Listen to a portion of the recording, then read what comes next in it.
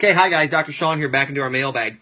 When I do these mailbag segments, I like to be one and done. I like to get the thought in my head, run with it, film it for you guys, post it, and be finished.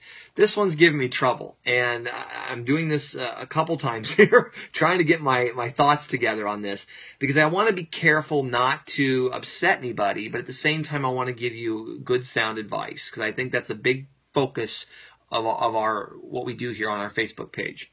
So I was asked, Doc, what do you think about colonics? And what do you think about colon cleanses? This gentleman was recently, he went in for one or something, or got approached to do one, and they told him, hey, you got 25, 30 pounds of fecal material backed up in there, it's poisoning you, it's going to kill you. And it made him nervous enough that he's asking me, what do I think about it? And so I thought, all right, I can make a pretty good comment on this for a couple reasons. I've specialized in digestive work, how the body breaks down food, diet, digestion, how it absorbs nutrients, how it utilizes and transports those nutrients to the cell, how the cell generates a waste and removes it. That is the legal definition of nutrition. I've done this for almost 2 decades. I've come from a family where my grandfather and his brother are physicians. Both my uncles are physicians, and so I've had it in my family for well over 100 years. So I've got a lot of clinical experience that I can dabble with in this. And I started thinking to myself, all right, I'll go with this. Let's use common sense approach. 25, 30 pounds of material, okay. So let's look at some other example of that where you could see, all right, what would that look like on the body? What would it look like if you were holding 25 pounds? So we have to look at anatomy here first, right? And when you look at me, I'm moving away from you here. When you look at me from the side, okay, you're looking chest. This is all rib cage and a diaphragm. So nothing's getting above that. So we're really looking from this point, belly button is here, pubic bone is here to here. So you got a foot, foot and a half, and it is roughly, on me, 5 inches wide. So you have this box that you have to put all this stuff in. And so I started thinking to myself, all right, it reminds me of my mom wrapping a sweater at Christmas time and shoving it into a box. It's too small. You know you're getting clothes when you look at the presents under the tree and the box, and the presents all, yeah, it's clothes. So it's the same concept. And I started thinking, well, where in practice have I seen this? I'm almost 20 years in. I'm probably 10,000 or more patients in my career. Where have I seen this? And it hit me when I had a pregnant lady come in one day. And she sat on my table. She's 8.5 months. She's almost due. And I looked at her and I thought, how much weight did you gain? She said, I gained about 28 pounds. And I thought, that's exactly where the colon sits. That's exactly where your intestines sit. The exact same spot that a woman holds a baby. And it made me think, a baby. It would look like I stuck a basketball under my shirt and held it there. It would be hard and swollen like a tabletop.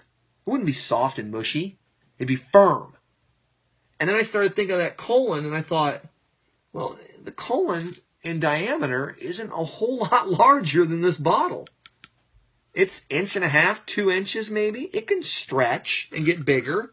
That's normal to let things through. I get that. But as a whole, it's not very big.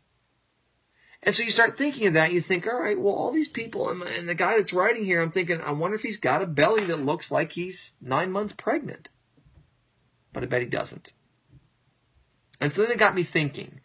When I was going through school, I bet I was involved in at least 100 different cadaver examinations and dissections.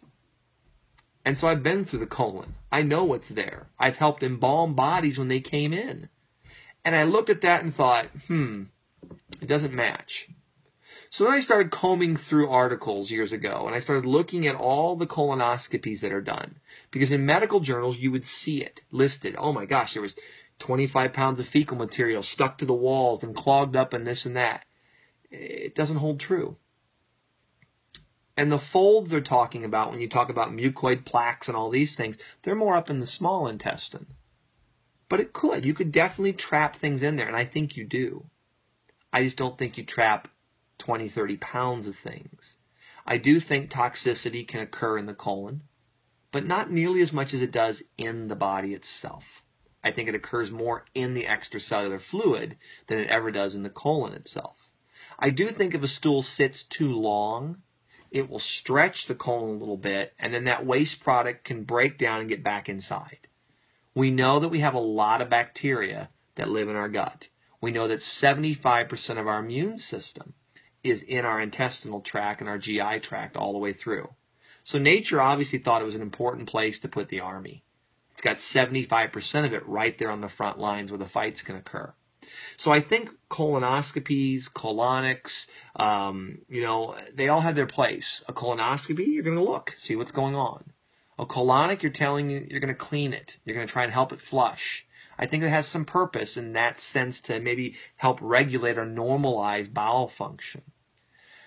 The last thing I was asked is, what do you think about weight loss with these things? Now, for those of you that know me and you've been to my page, I do a lot of weight loss, again, because I understand digestion. So I know how to help people lose weight. I don't think you can do it with a colonic. And if you do lose weight with a colonic, it's water weight only. Because you don't really store huge amounts of food in that gut. Remember, it's a 12-hour window through and it's out. If you're constipated, maybe a day, 2, 3. But you don't see many people running around that are constipated for a month or 2. And so just think about that next time. So when you're asked interesting questions about this and you see what's going on, are they a good thing to do? I'll leave that up to you. Am I against them? Not entirely. Do I think there's a potential there to take advantage of people? Yes. And this is where you get into the problem. This is why I've done this video now multiple times trying to address it. I think a lot of people that get into healthcare have a good motive when they get involved with it. I think they have a good heart and they want good things to happen. I know I do. But I also think there's potential to be taken advantage of very easily. And you can throw terms around and little generic sciences around and make things seem one way when in reality, if you just look at it for a minute, you're like, oh, wait a minute, that doesn't make sense.